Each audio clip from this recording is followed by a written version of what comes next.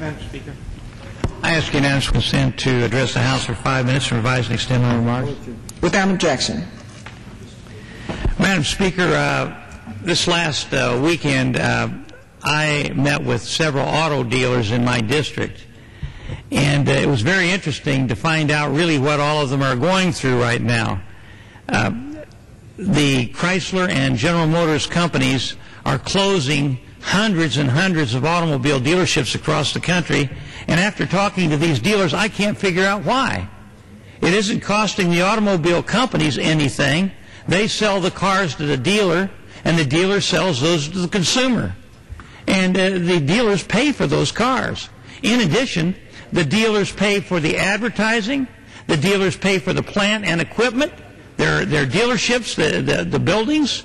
They pay the mechanics, they pay the salespeople, and so the car company, all they do is make the car and sell it to the dealer. And so why are they closing all these dealerships? It seems to me as you reduce your sales force across the country, you're going to reduce the amount of cars that are sold to the consumer. It just doesn't make any sense to me. But let me just tell you some of the things that these dealers are going through right now. One dealer told me that it's a Chrysler dealer. He had a Dodge dealership. And the Chrysler asked him a couple of years ago to buy another dealership that wasn't doing as well. And they asked him to not only buy the property, but to upgrade the equipment and upgrade the property and upgrade the showroom. And so he put $3 million into buying the property and upgrading the showroom and the mechanics area, the garage area. And after he did it, just recently, right after he got it done, had invested $3 million, they closed him down. They closed him down.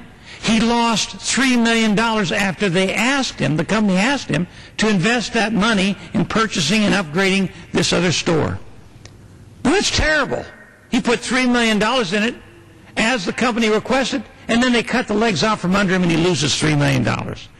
I talked to a Chevrolet dealer who was negotiating with a GMC dealer across the street. The GMC dealer and the Chevrolet dealer were right across the street from one another, and General Motors said, why don't you two combine? And so the two companies were negotiating with one another on who would buy the other out. And it was a $3 to $5 million purchase. Well, they couldn't reach agreement before the deal with General Motors took place, and they were going to close a whole bunch of dealerships.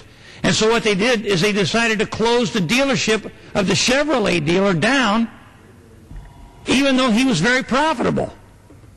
And what that means simply is the GMC dealer across the street is going to get this Chevrolet dealership that would have sold for $3 to $5 million to him for nothing.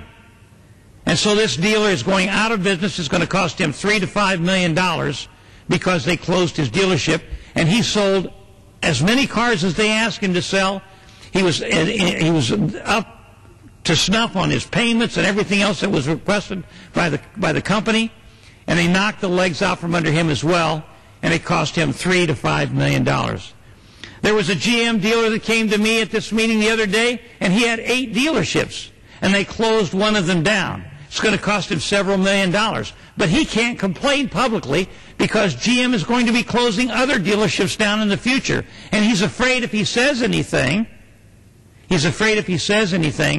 they'll close some of his other dealerships down and cost him more money.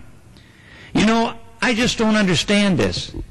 We have the government, the car czar, if you will, now taking control of the entire auto industry.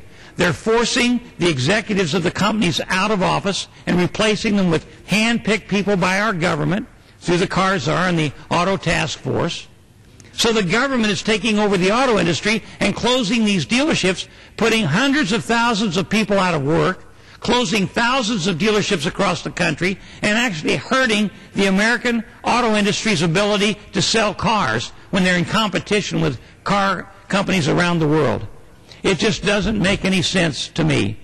So once again, here we have the government taking over an industry, socializing the auto industry, and really killing an awful lot of the people who work in it. Not to mention the restaurants and the stores that surround these car dealerships who've been in business for years as well, and it's going to cost them jobs. Government involved in the private sector, government control of the private sector just destroys the private sector. And they want to now take over our health care industry, They're taking over the banks. They want to take over the energy industry with cap and trade, which is going to cost every family in this country $3,000 to $4,000 more per year for energy. We don't need socialism in this country. We certainly don't need it. And here's an example, the car industry, of what happens when government takes over. I yield back the balance of my time. Fired. Mr. Inglis of South Carolina. The gentleman is recognized.